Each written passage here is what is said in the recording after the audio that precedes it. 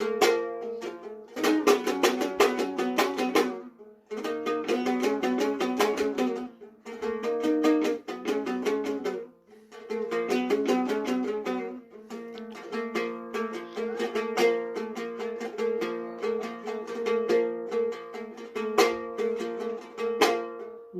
بیابان ناله کردم هیچ کس یادم نکرد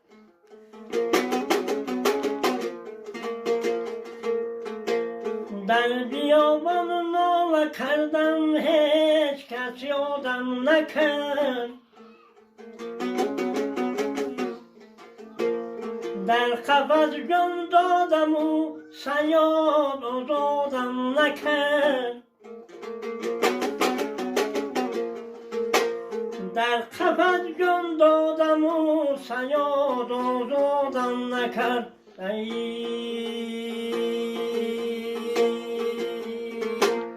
جان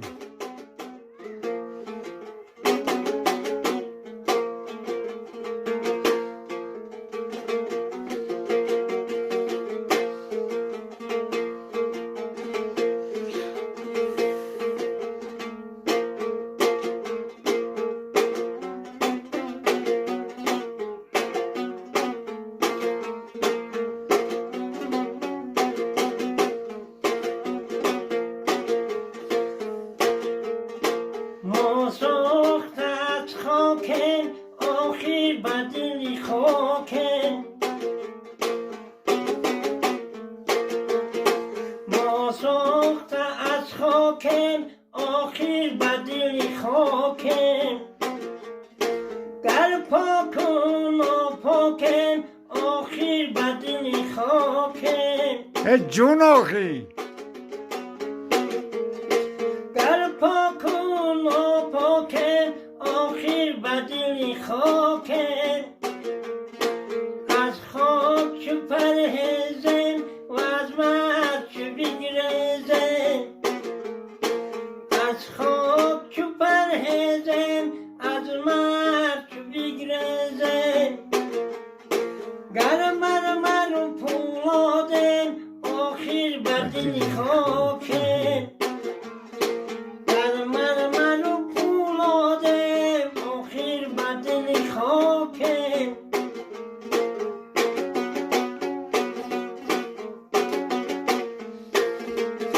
سه روزه در این دنیا مهمان زمین باشه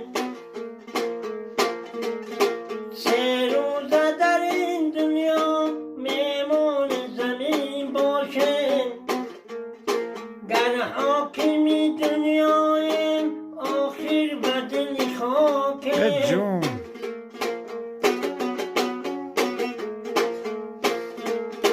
بر خاک نظر باید مقبولی نمی باید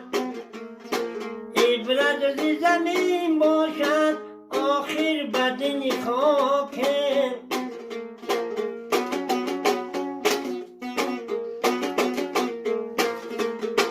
آزندن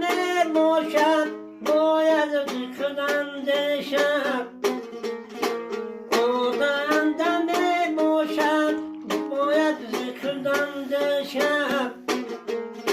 به فتنه کین باشد آخر بدل خاکم به فتنه کین باشد آخر بدل خاکم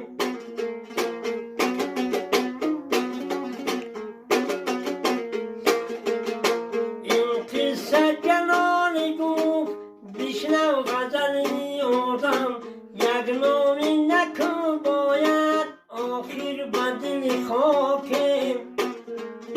یک نامی نکن باید آخر بدل خاکم